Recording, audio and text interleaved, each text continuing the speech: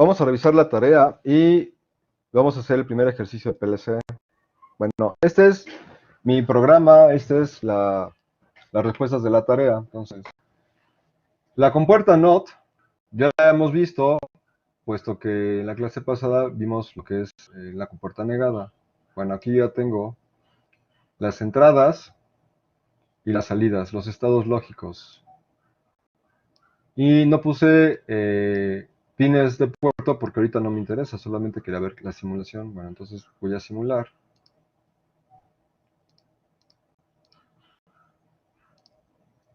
Bueno, aquí en este caso dice que es la compuerta NOT. Bueno, entonces la entrada está negada. Entrada 1, ahorita está en 1, ¿de acuerdo? Y la salida 1 está en 0, ya se negó. Entonces cuando la pongo en 0, me da 1, ahí está negado. Y esta, pues simplemente la puse como pata de entrada y simplemente le activé la casilla de negado. Se acabó. Esto es una NOT. La NAND.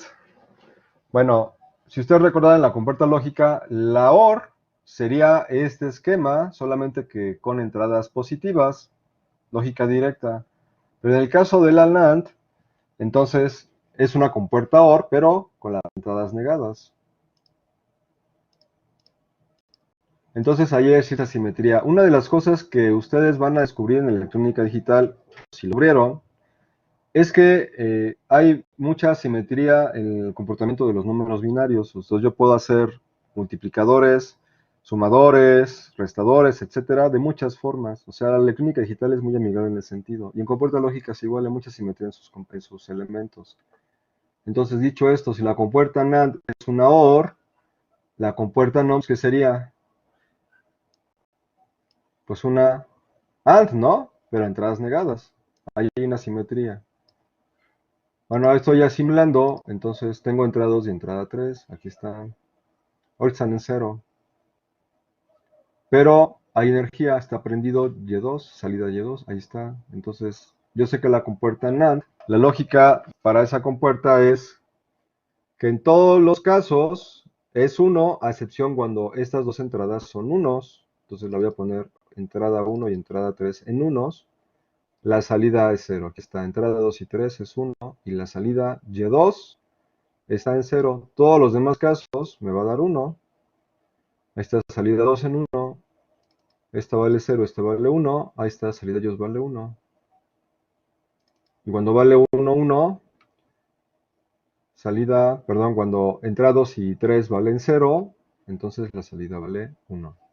Se está cumpliendo la compuerta NAND, ¿de acuerdo?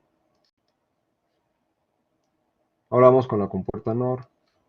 Y hace rato usted comenté de que nosotros tenemos simetría en la NAND y en la NOR. Bueno, entonces la NOR en realidad es una AND, pero con entradas negadas. Entonces es entrada 4 y entrada 5. 4 y 5 están en 0, si salida 3 está en 1. Entonces si yo quito entrada 4, ahí está, en 1, entrada 5, también está en 1. La salida 3 está en 0. ¿Y cómo funciona esta NOR? Bueno, en la compuerta OR sabemos que sale siempre 1 cuando una de las entradas es 1 y es 0 cuando ambas entradas son 0. La NOR, cuando es 0, 0, entrada 4 y entrada 5 son 0, entonces la salida es 1. Es el único caso. Entonces entrada 4 y entrada 5 están en 0, la salida 3 está en 1. Cualquier caso diferente, salida 3 es 0. Ahí está. Salida 3 es 0. Salida 3 es 0. Entonces está cumpliendo la compuerta NOR. Compuerta XOR. La compuerta XOR, una de las definiciones de esa compuerta es que es uno u otro, pero no ambos. Entonces, la forma de hacerlo es esta. Tengo dos AND y en paralelo, pero la entrada 6 y entrada 7 son dos entradas. Son las mismas entradas que están en paralelo, solamente que una entrada es positiva y la otra está negada. Entrada 7 aquí está negada y abajo está positiva, verdadera, ahí está. Y estas dos compuertas hacen la compuerta XOR. Este circuito es el que habíamos comentado que se encuentra en nuestra escalera, el de Un apagador de un polo, 2 tiros arriba y un apagador de un polo, 2 tiros abajo. Es exactamente este. La compuerta OR exclusiva negada, que también se llama como XNOR o XOR negado, igual forma dos compuertas AND en paralelo con dos compuertas AND. Nada más que la entrada, en este caso 8 y 9, arriba están verdaderas y abajo las mismas entradas 8 y 9 están negadas. Caso contrario del XOR, en el XOR una es positiva, una es negada, la otra es negada, la otra es positiva. Aquí ambas están y ambas son positivas. Esta es la forma de hacerlo. Bueno, y lo que les quiero comentar ahorita es enclavamiento. No me acuerdo quién me comentó la clase pasada o me preguntó cómo era el enclavamiento. Bueno, el enclavamiento es el siguiente. Cuando nosotros tenemos una entrada, tengo una salida, el caso básico, pero quiero que cuando la salida se dé en 1, quiero que memorice en la entrada porque yo solté el botón de disparo, ¿de acuerdo? Entonces, si suelto el botón de disparo, pues obviamente se apaga la salida. ¿Qué hago para que cuando el botón de entrada lo pulso, lo suelto, la salida se dispare, la entrada se quede disparada? Eso se puede hacer de varias formas con el PLC, que en realidad es hacerlo con un relevador. Cuando desenergizo la bobina del relevador, entonces el relevador se abre y entonces se abre la salida 6, se pierde, se va a 0. Ese es el caso en PLC, esta es la secuencia. Entonces si yo simulo, fíjense, ahorita está apagado, 16, le doy clic a entrada 10.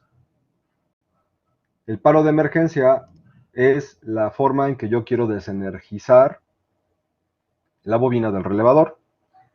Entonces, el paro de emergencia puede ser de dos tipos. Puede ser que debe estar mantenido, verdadero, físicamente es mantenido, se pulsa y se rota y entonces entra voltaje. Bueno, quito la entrada y ya se mantiene memorizada la salida. Aquí está. Entonces, salida Y siempre está memorizada.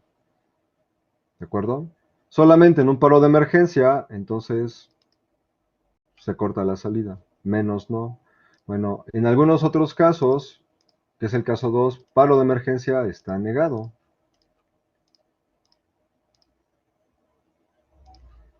Entonces simplemente funciona con un pulso de entrada, lo quito y la salida se queda memorizada. Esto, repito, depende del tipo de contacto que han puesto como paro de emergencia, que puede ser nuevamente abierto, nuevamente cerrado, pero debe ser pulsado y mantenido. ¿De acuerdo? Y nuevamente, si yo activo el paro de emergencia, pues se corta la salida. ¿Hasta aquí alguna duda? Estas son las respuestas de la tarea. Bueno, obviamente, algunos me mandaron el copy-paste de la página donde lo sacaron, que es el mismo, está bien, se los tomé como válidas. Pero algunos tuvieron ahí un pequeño error en cuanto a la lógica. Por ejemplo, aquí en la XOR, pues pusieron mal las negaciones, igual a la XNOR, pusieron mal las negaciones. Lo demás estaba bien. Bueno, esos fueron los errores más comunes. Bueno, ahora sí, vamos a hacer el pequeño ejercicio.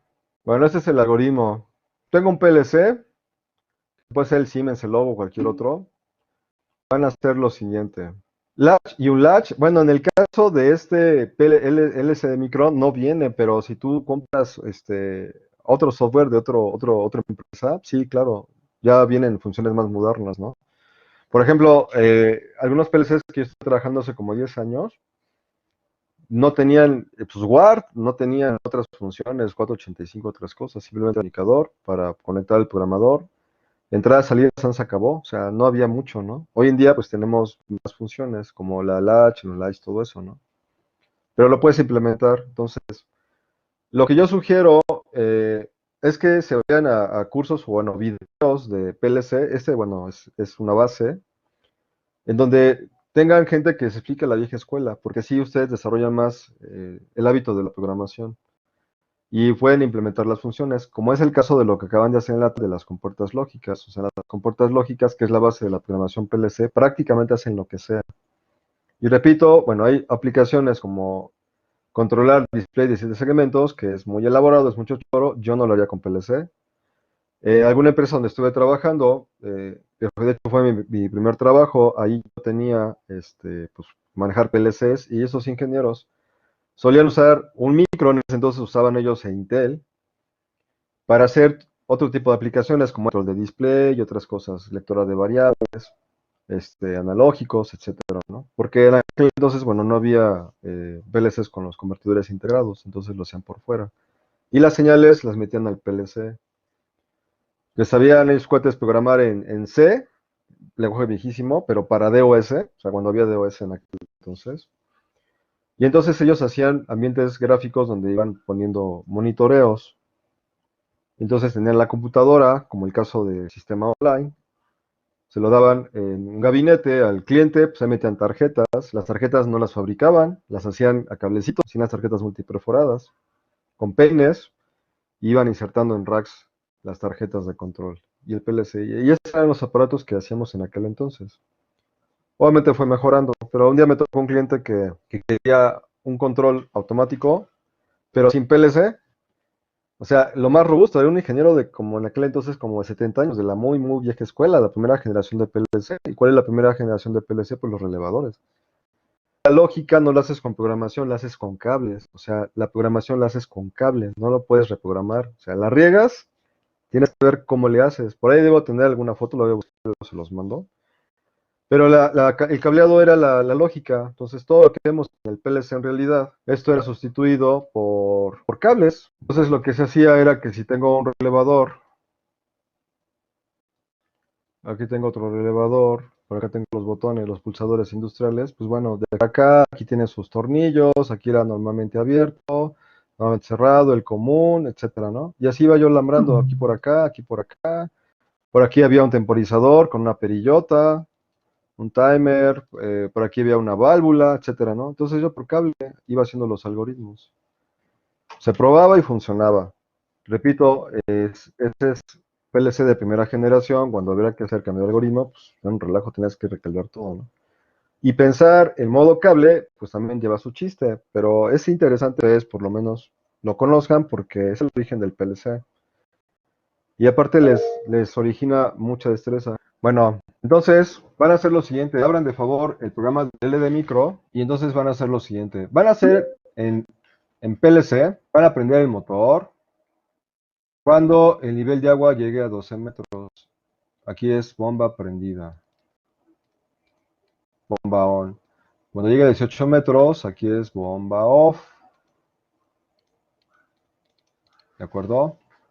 Entonces tienen sensores, tienen sensor 1, tienen sensor 2 o al revés, como ustedes quieran ponerle. Entonces, sensor 1 es para off, sensor 2 para on o al revés, si ustedes quieren. Y tengo un switch SW1 de inicio de proceso. Y tengo un switch 2 que sería paro de proceso. ¿De acuerdo? Válvulas, olvídense de las válvulas, esto no. Solamente quiero que detecte sensor 1, sensor 2, apague y prenda la bomba y detecte botón de inicio y botón de paro. Los que no tienen simuladores en estos momentos, bueno, pues ahorita lo haría y pues entre todos lo resolveríamos, pero los que tienen, de favor háganlos, práctica. Abran el LD Micro y empiecen a hacerlo. Es práctica, ¿eh? Lo que les voy a mostrar ahorita, voy a quitar la pantalla. Bueno, normalmente en los procesos industriales con el PLC debe haber un contacto maestro, ¿de acuerdo? Digamos que este puede ser inicio de proceso,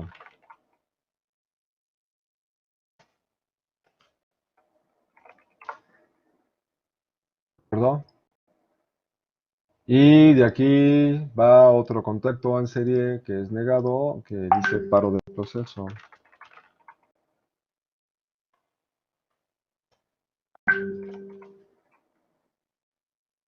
Y les repito, cuando nosotros estamos trabajando con el PLC, entonces del lado izquierdo tenemos la terminal de voltaje, que puede ser 12, 24, 110 volts. Y la línea de la derecha equivale al gran para que se cierre el circuito. Es lenguaje escalera porque cada línea se le conoce o reconoce como un escalón. Bueno, y después de paro de proceso, aquí iría toda la escalera o las escaleras, irían para acá, ¿de acuerdo? Eso es lo que normalmente se hace cuando trabajamos con un botón de arranque o un botón de paro de proceso. También se utilizan las compuertas AND, etcétera, ¿no? En serie, concatenadas.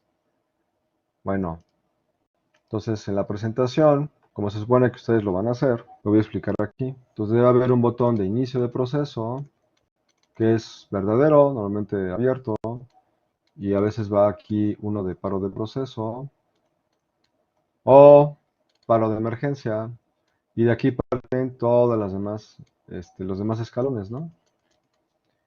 Este es voltaje y acá está lo que sea el proceso, tierra, ground. Es una salida, ¿no? Entonces aquí va todo el proceso y la salida. Bueno, ya sucesivamente, entonces cuando da inicio, este está cerrado porque está negado. Doy inicio, se cierra y entonces ya hay energía en todas las escaleras, en todos los escalones. Cuando paro de emergencia, entonces se abre y se corta el voltaje. Esa es una forma de hacerlo, ¿de acuerdo? Entonces, inicio, lo pueden hacer de esta forma. O pueden poner por escalón, botón de inicio, en serie con cada uno de los escalones, o sea, como ustedes quieran. Pero obviamente, pero obviamente esto es muy tedioso. Sí, perdón, ok.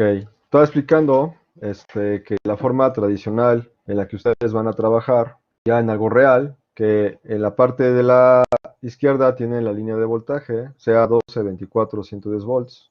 12, 24 alternos, perdón, directos y 120, 127 alternos. Y en la línea de la derecha, pues normalmente tenemos el ground, el cero. Entonces, una forma de hacerlo es poner un botón de inicio en serie con todas las demás los escalones. Y entre inicio y todos los escalones, entonces pone un botón invertido o negado, que sería para de emergencia. Entonces, para de emergencia, pues está cerrado. Cuando yo le doy botón de inicio, entonces se energiza todos los escalones del programa. Y este inicio, pues normalmente puede ser un botón, bueno, un botón o un mantenido o un interruptor cola de rata, ¿no? Es de lo más común, pues se mantiene. Entonces, cuando yo quiero hacer un paro de emergencia del proceso general, pues este paro de proceso o botón de emergencia, pues simplemente lo pulso y lo mantengo. Y aquí ya se abre, ya deja de pasar energía en todo el sistema. Si eso es lo que me conviene. Si no, pues bueno, quizá hay procesos en donde regresa al estado inicial. Entonces se desactivan electroválvulas, se para motor, se regresan carros, pistones, lo que sea, ¿no? Y la otra forma, esta es la forma más profesional. La forma chavito es que yo pondría por cada escalón, pondría un botón de inicio de proceso en serie con cada escalón. Que esto es un mundo, es mucho trabajo y no es la forma profesional. O sea, cuando tú también ves un diagrama en la escalera de algún proveedor, ahí te das cuenta si el cuate sabe o no sabe o está aprendiendo o si tiene experiencia. En la forma de ver el diagrama de escalera también te das cuenta de qué tanto sabe esa persona, ¿no? Yo me he encontrado con diagramas de escalera así, o sea, muy cuchos, no más profesionales, ahí me di cuenta. No lleva temporizadores, solamente voy a activar on-off del motor. Cuando llega al sensor de on, el motor prende, la bomba prende y empieza a subir el agua, ¿no? Cuando llega al sensor de off, la bomba se apaga, se acabó. Hasta que haya consumo, bueno, el nivel de agua volvió a bajar, al sensor de on vuelve a prender la bomba. El temporizador en realidad sería el tiempo que tarda el agua en vaciar el tanque, o sea, aquí habría un tiempo, ¿no? Un tiempo que quién sabe cuál es porque no lo estamos considerando. No sabemos el gasto que tengo aquí, el gasto de agua, ¿no? Entonces, como no lo sabemos, pues no, es una variable que ahorita no nos interesa. Para resolverlo, lo primero que tenemos que considerar aquí es variables de entrada, línea, variables de salida. Bueno, ¿qué sucede? Le van a dar asignar nombres. Bueno, sensor uno, sensor 2, ¿qué son? Entradas o salidas, pues son entradas. Entonces, sensor uno de off, sensor 2 de on. ¿Qué otra cosa es entrada? Los interruptores. Switch uno de inicio de proceso. Switch 2 de paro. Salidas. Con la única salida que tengo es la bomba, ¿no? Entonces, salidas es bomba. Entonces, hágalo de favor. Siempre en un proyecto de automatización tiene que tener una lista de variables de entrada, variables de salida. Lo hacen en Excel. De ahí van haciendo su algoritmo, de favor. Bueno, ahorita les voy a explicar cómo hacer lo del programa del ejercicio del llenado de tinaco. Bueno, primeramente vamos a trabajar con un botón de inicio de proceso y el botón de palo de emergencia. Entonces voy aquí en mi instrucción. Este lo vamos a poner como inicio de proceso y luego vamos a poner otro contacto que sea paro emergencia. Y este lo vamos a poner negado.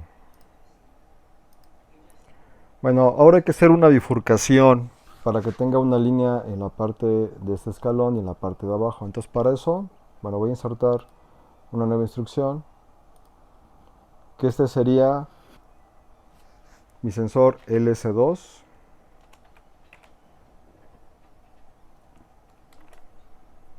de vacío. Bueno, y abajo del de vacío voy a poner en paralelo otro botón o otro sensor. Y aquí voy a seleccionar en la parte derecha de este XNew, instrucción, le voy a poner bobina. Ahí ya se hicieron las dos líneas. Bueno, este proceso lo explico porque es complicado en el LED micro, no es muy amigable para poder hacer este tipo de bifurcaciones. No se entiende, hay que estarle probando y probando hasta que entendamos cómo se hace. Bueno, entonces, este primero, LS2 vacío, es el sensor que nosotros necesitamos para que cuando el agua llegue a ese sensor que se está vaciando el tinaco, entonces el motor funcione. Entonces, aquí voy a seleccionar y le voy a introducir una nueva instrucción que es una bobina. A esta bobina le voy a poner el nombre de motor y a este de abajo lo que voy a ponerle va a ser el sensor LS1 que corresponde al estado de lleno. Entonces cuando esté lleno el motor se tiene que apagar, entonces este también va a ser motor, pero la diferencia es que ahora vamos a configurar a que el motor sea desactivado en reset. Ahí está. Le voy a dar simular. Bueno, voy a subir la ventana de estados. Y se supone que Pro de emergencia debe estar encendido porque está negado. Le voy a dar dos clics. Ahorita está abierto. Paro de emergencia ya está en 1. Bueno, le doy inicio de proceso. Inicio de proceso. Y el botón de paro está en 1. Entonces lo único que queda es que el agua llegue al estado de vacío para que prenda el motor. El motor está encendido. Y aquí le di paro de emergencia. Lo apagué para que estuviera encendido, el caso contrario. Una vez que nosotros tenemos el agua que se está llenando hasta el nivel del sensor lleno, el S1, entonces se activa S1 y el motor se debe apagar. Aquí aunque vemos motor prendido y aquí vemos motor en reset, vemos el estado del motor que está en 0. Entonces ya está lleno. Se está usando el agua y entonces el nivel empieza a bajar, entonces el sensor de lleno se desactiva y el motor vuelve a prender para que se vuelva a llenar. Obviamente aquí le falta hacer un poco más de control porque el agua en tanto baje del sensor de lleno, en cuanto lleno sense que ya no tiene agua, entonces va a arrancar el motor. O sea que el agua va a estar prácticamente cerca del sensor de lleno, es decir, el motor no dejaría que el agua bajara hasta el nivel de vacío. Pero bueno, es un ejemplo didáctico para entender cómo trabajar primeramente la bifurcación, que es un escalón con una salida seguido de un nuevo escalón con una salida de la misma variable pero con reset y usando el paro de emergencia. Bueno, voy a parar la simulación. Aquí selecciono, le digo editar y le voy a poner insertar una línea antes. Y para que aquí se entienda lo que estamos haciendo, le voy a poner insertar comentario y le voy a poner aquí resolución del ejercicio de llenado de tinaco.